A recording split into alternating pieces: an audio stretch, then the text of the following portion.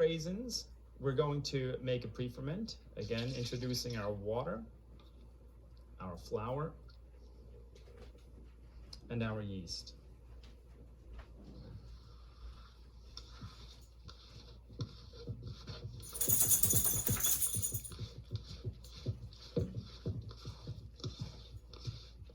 Once again, making sure that all of our ingredients are properly incorporated.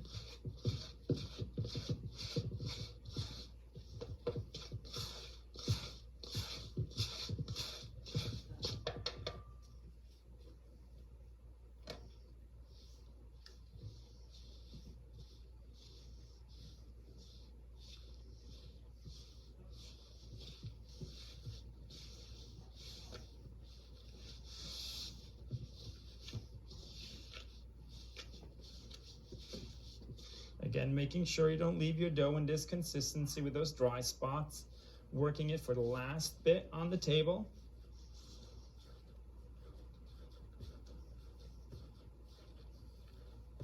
And then putting it into a sprayed container for overnight fermentation at room temperature.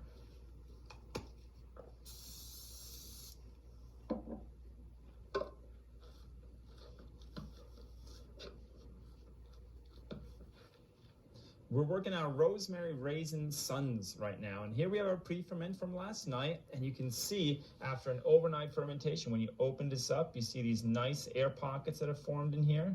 That's where most of our flavor and strength is going to come from in this product. We have our water and our rosemary extract. I'm going to put that in our mixing bowl first. Then we add our pre-ferment.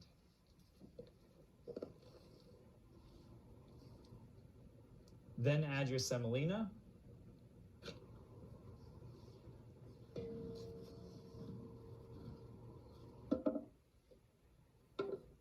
Add our sugar, salt, and yeast. In mixing this dough, we again start on first speed. We mix it till cleanup stage, and then slowly start introducing our butter. Making sure that all of our raisins or rosemary doesn't get added until the end once we've developed a full gluten window.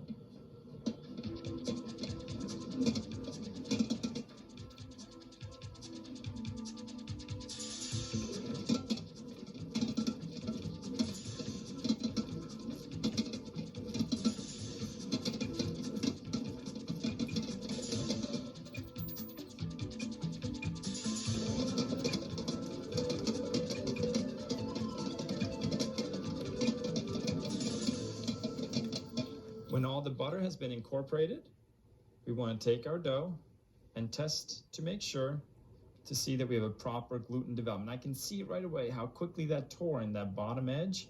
Then I'm going to want to mix this. You see that? Then I want to mix this approximately for another 3 minutes.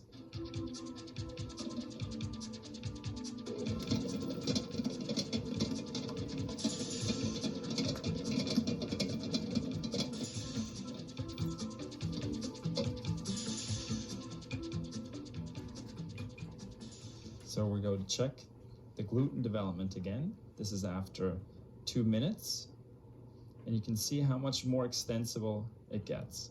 I would probably go just another minute at this point, just to finish this dough off before I add my raisins and chopped rosemary.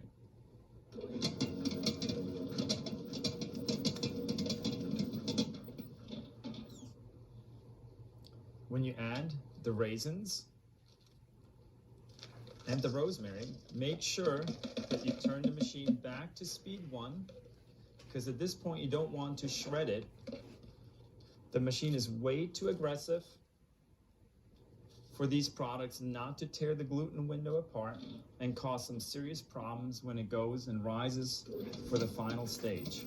Again, as the dough incorporates the dried fruit, it will travel up along the hook, make sure to cut it off of there 3 times before your end of your mixing. What this ensures is that the fruit is properly distributed throughout your entire product. Typically, on a dough that's very soft due to the high fat content, sometimes you get fruit pockets. What you want to make sure is that you work those completely into your dough for proper distribution. Because it has such a high fat content too, you don't need any flour on your work surface. And here you can see the proper gluten development. It's holding the fruit just in so it doesn't get burnt during the baking process. These you can just tuck underneath your dough, making sure not to lose too many in the process.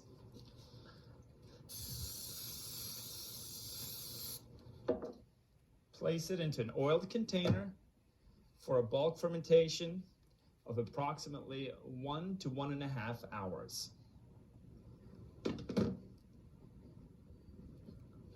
To divide our Rosemary Raisin Suns, like we've done in the past, cover the top with a little bit of flour.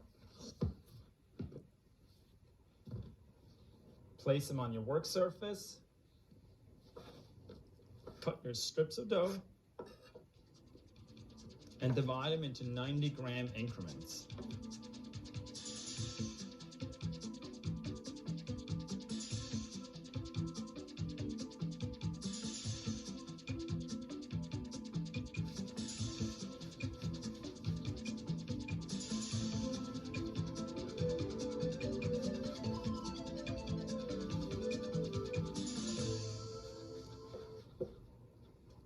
After they've been pre-shaped, you want to leave them in a covered environment for approximately 20 minutes.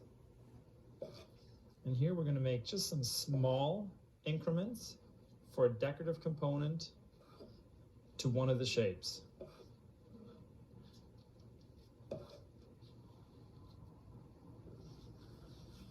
To finish shaping, we compress our shapes and we make 5 incisions, and we place them on a parchment lined sheet pan.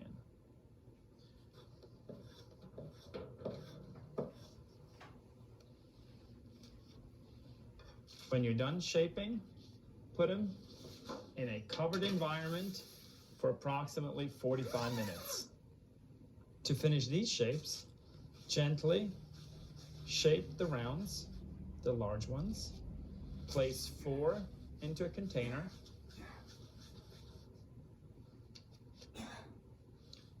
And then take a small one and put it in the center.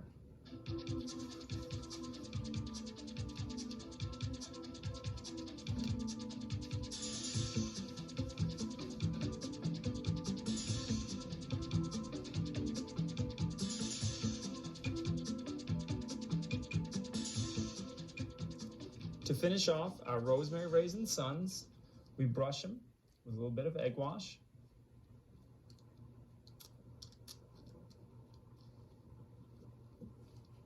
And then we top them off with a little crumb topping.